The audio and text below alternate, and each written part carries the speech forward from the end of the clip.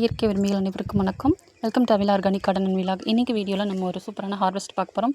பூக்கள் வந்து நிறையவே இருக்காங்க. அப்புறம் ஒரு ஃப்ரூட் கூட நம்ம ஹார்வெஸ்ட் பண்ணியிருக்கிறோம். சீத்தாப்பழம் தாங்க.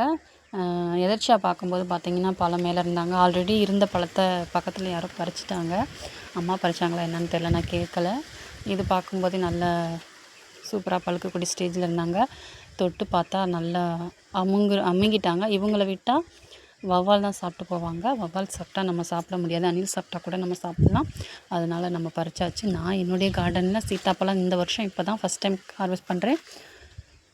ஆல்ரெடி இருந்ததை இன்னுமே முன்னாடி யாரோ பறிச்சிருக்காங்க. ஓகே, அது எனக்கு தெரியலை. ஓகே, சாப்பிட்டு போட்டோம். அப்புறம் வந்துட்டு சீத்தாப்பழம் எப்படி இருக்குன்னு சொல்லிட்டு பையன்கிட்ட கேட்கும்போது நான் வந்து எடுக்கிறேன்னு சொல்லி எடுத்துட்டான். சாப்பிட்டு எப்படின்னு கேட்க, எப்படி இருக்குன்னு கேட்கும்போது டேஸ்ட்டு நல்லா இருக்குமா அப்படின்னு சொன்னால் ஃபஸ்ட்டு அவர் தான் சாப்பிட்டாரு. அவருக்கு சீத்தாப்பழம் பிடிக்காது. நான் வந்து இதை சப்பி தான் சாப்பிடணும் அப்படின்னு சொல்லுவேன்.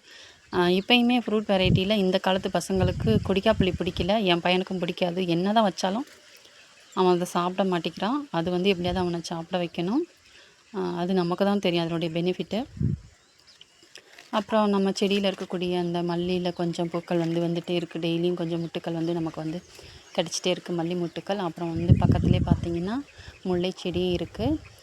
மல்லியில் மட்டும் கொஞ்சம் இது நிழல் விழுறனால, தென்னை மரத்தினுடைய நிழல் பக்கத்து வீட்டில் இருந்து அந்த மரம் இருக்குது. ஸோ அதனுடைய சீட்ஸ் விழுகிறனால இதில் கொஞ்சம் நல்லா பூக்கள் இருந்தாலுமே அவ்வளோவா கொஞ்சம் அந்த முட்டுகள்லாம் பார்த்திங்கன்னா இப்படி தான் இருக்குது. ஆனால் இதுவே வெளியில் இந்த கொடி இந்த ஓப்பன் பிளேஸில் இருக்கக்கூடியது, அப்புறம் குண்டு மல்லி ஒரு வெரைட்டிலாம் பார்த்திங்கன்னா அதில் இந்த ஃபால்ட்டு வரவே வராது, இந்த மிஸ்டேக்கும் நடக்காது.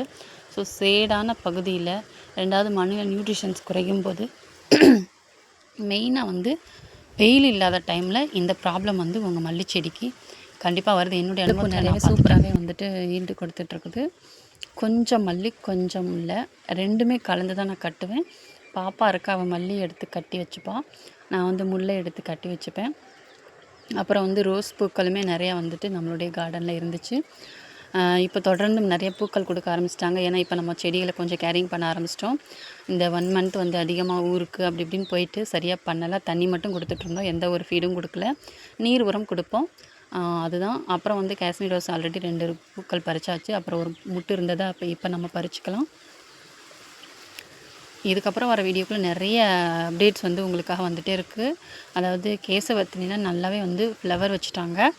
ஸோ அதில் நீங்கள் கட்டிங்ஸ் கேட்டிருக்கீங்க. ரெண்டாவது அதுக்கு முன்னாடி போட்ட லாங் வீடியோ யாருமே ஸ்கிப் பண்ணிட்டீங்கன்னு நினைக்கிறேன். ஏன்னா யாருமே ஃபுல்லாக பார்க்கலன்னு நினைக்கிறேன். ஸ்கிப் பண்ணால் பார்த்தீங்கன்னா தான் நம்ம கேட்கக்கூடிய ஆன்சருக்கு நீங்கள் ஆன்சர் பண்ண முடியும். ஸோ அதுக்காக தான் நான் சொல்கிறேன். அப்புறம் செல்லமை நிரஞ்சன் சிஸ்டர், உங்களுக்கு நான் சீக்கிரமாகவே கட்டிங் ஷேர் பண்ண போகிறேன். கொஞ்சம் கிளைமேட் இங்கிட்டு மாறிக்கிட்டு வருது, சரிங்களா? அப்புறம் நீங்கள் பிளாக் ரோஸ் கட்டிங் கேட்டிருக்கீங்க. அதில் இப்போ தான் 2 முட்டு வச்சுருக்குறாங்க. இதெல்லாம் பார்த்தீங்கன்னா பர்த்டே, அதாவது பேபி பேரடைஸ்ன்னு சொல்லுவாங்க. நல்லா இந்த மாதிரி தான் இருக்கும். அப்படியே லைட்டாக ஃபேடு ஒயிட்டும், ஃபஸ்ட்டு பிங்க் கலரில் இருக்கும். அப்படியே கொஞ்சம் டைமிங் ஆக ஆக ஒரு மாதிரி ஒயிட்டும் ஷேடிங்காகவும். இதுதான் அதனுடைய அந்த சின்ன பூவில் இருக்குது பாருங்கள், அதுதான் அதனுடைய ஒரிஜினல் கலர் ஸ்டார்டிங்.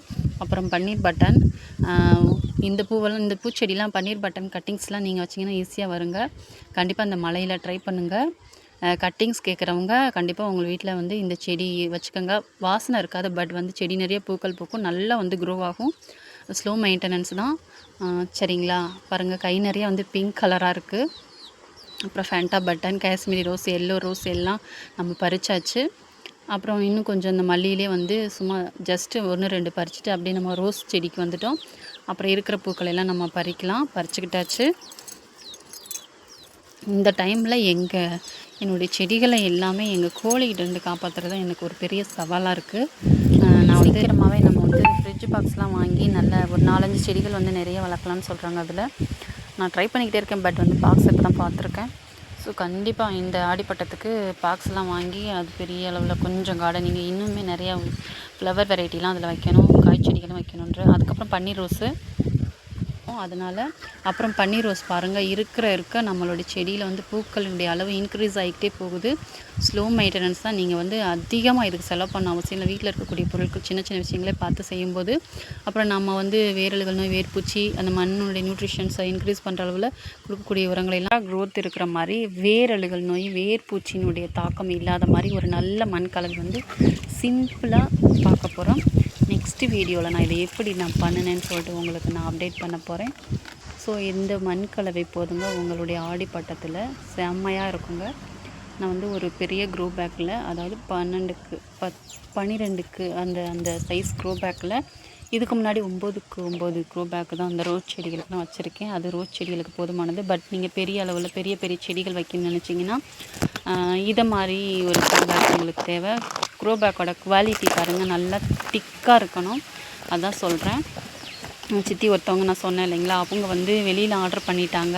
என்கிட்ட தான் கேட்டாங்க. பட் நான் வந்து அவங்க பொண்ணுங்க கிட்ட சொல்லி வெளியில் ஆர்டர் பண்ணிட்டாங்க. அது வந்து குவாலிட்டி கம்மியாக இருக்குது. ஸோ நல்ல ஒரு க்ரோ பேக்காக இருக்கணும். நெக்ஸ்ட் நல்ல க்ரோ பேக் வேணும்னா மாடி தோட்டம் வைக்கிறதுக்கு, அதாவது வீட்டு தோட்டம் இந்த மாதிரி க்ரோ பேக்கில் வைக்கிறோம்னு நினைக்கிறவங்க நல்ல யூடியூபர்ஸ் இது மாதிரி இது பண்ணுறாங்க. அவங்கக்கிட்ட வாங்க, வெளியில் பர்ச்சேஸ் பண்ணாதீங்க.